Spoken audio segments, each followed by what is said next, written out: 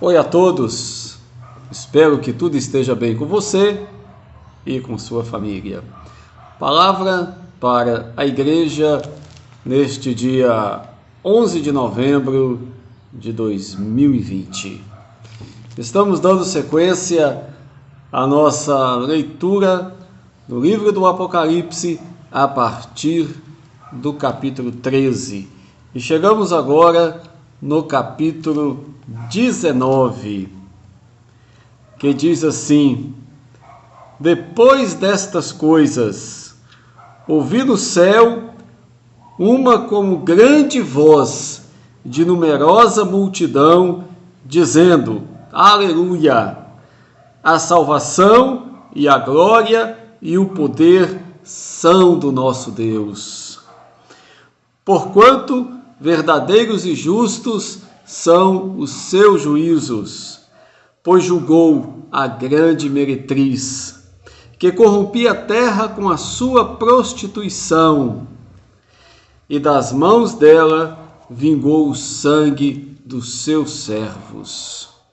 E segunda vez disseram: Aleluia! E a sua fumaça sobe pelos séculos dos séculos. Os 24 anciãos e os 4 seres viventes prostraram-se e adoraram a Deus, que se acha sentado no trono, dizendo: Amém, Aleluia! Saiu uma voz do trono exclamando: Dai louvores ao nosso Deus, todos os seus servos, os que o temeis, os pequenos e os grandes. Depois da manifestação da besta, descrita no início do capítulo 13, decorrem 42 meses, o que são 3 anos e meio. E depois destas coisas, no final destes 42 meses, nós vemos esta manifestação, esta celebração nos céus. Uma numerosa multidão, os santos, os salvos. Então acontece nos céus aqui algo tremendo, uma grande celebração. Porque os juízos de Deus são verdadeiros e justos, e ele julgou a grande meretriz, que corrompia toda a terra. E os 24 anciãos e os 4 seres viventes prostraram-se e adoraram a Deus. Quem são esses 24 anciãos? Eles aparecem aqui no livro de Apocalipse e são seres celestiais. E também é interpretado como sendo convidados especiais de Deus dentre a humanidade, homens que foram eleitos para se assentarem juntamente com Deus e julgarem a terra. 24 representa também a soma das 12 tribos de Israel e os 12 apóstolos de Cristo. Mas nós não temos assim uma interpretação clara de quem, na verdade, são esses 24 seres, ou seja, esses 24 anciãos. E existem também os 4 seres viventes que aparecem nas profecias do profeta Ezequiel, que são querubins, são seres angelicais que têm rosto de leão, rosto de boi, rosto de águia e rosto de homem. São seres espetaculares que estão ao redor do trono de Deus. E aqui diz que eles se prostram e adoram aquele que se acha assentado no trono. Sai uma voz do trono: dai louvores ao nosso Deus, todos os seus servos, os que o temeis, os pequenos e os grandes. Então ouvi uma como voz de numerosa multidão, como de muitas águas, como de fortes trovões, dizendo: Aleluia! Pois reina o Senhor, nosso Deus, o Todo-Poderoso. Alegremo-nos e exultemos, e demo-lhes a glória, porque são chegadas as bodas do Cordeiro, cuja esposa a si mesma se ataviou. Que grande, maravilhosa celebração nos céus! São chegadas as bodas do Cordeiro. Este é o dia mais esperado dos cristãos em todos os tempos. E a esposa do Cordeiro é a Igreja, os salvos em Cristo em todas as eras. É chegada a hora, são chegadas as bodas do Cordeiro. E a esposa se ataviou, ou seja, ela se adornou, ela se preparou, ela se purificou, ela vestiu-se de noiva para este momento. Pois foi-lhe dado vestir-se de linho finíssimo, resplandecente e puro, porque o linho finíssimo são os atos de justiça dos santos. Então me falou o anjo: escreve, bem-aventurados aqueles que são chamados à ceia das bodas do Cordeiro. E acrescentou: são estas as verdadeiras palavras de Deus. Prostrei-me ante os seus pés para adorá-lo. Ele, porém, me disse: vê, não faças isto. Sou conservo teu e dos teus irmãos, que mantêm o testemunho de Jesus. Adora a Deus, pois o testemunho de Jesus é o espírito da profecia. Aquele anjo maravilhoso que mostrava todas as coisas que estavam acontecendo nos céus, para João, recusou ser adorado. João, maravilhado diante de todas as coisas que ele estava vendo, e ele ali próximo àquele anjo que lhe revelava, que lhe mostrava todas as coisas, ele se ajoelhou e o anjo disse: não, adora a Deus. Então isso aqui é um ensino muito importante, é um fundamento para as nossas vidas.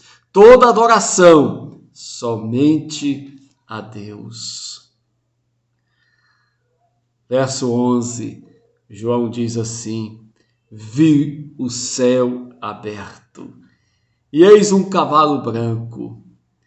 O seu cavaleiro se chama Fiel e Verdadeiro, e julga e peleja com justiça. Os seus olhos são chama de fogo. Na sua cabeça há muitos diademas, muitas coroas, muitas grinaldas sobre a sua cabeça.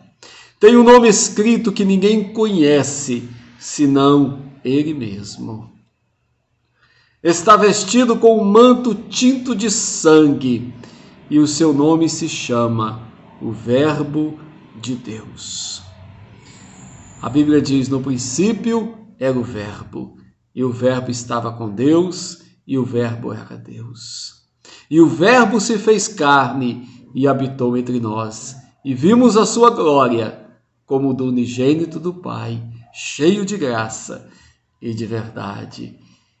Este que vem em um cavalo branco é o Senhor Jesus Cristo, o vitorioso nas batalhas, o Verbo de Deus, a palavra verdadeira de Deus.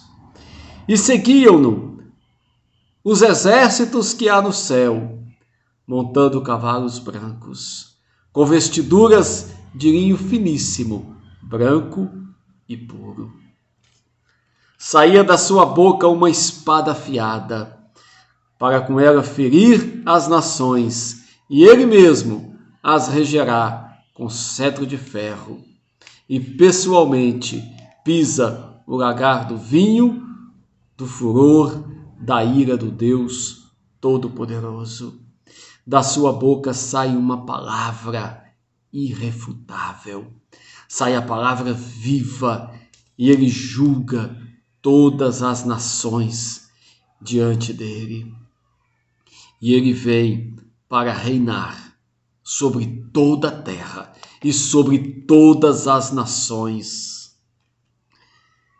No seu manto e na sua coxa, o nome escrito: Rei dos Reis e Senhor dos Senhores. Aquele que vem com o seu manto tinto de sangue, uma vestimenta salpicada de sangue, porque é o sangue da nossa redenção, é o sangue puro e precioso vertido na cruz do Calvário, que é o sangue, o preço da nossa redenção.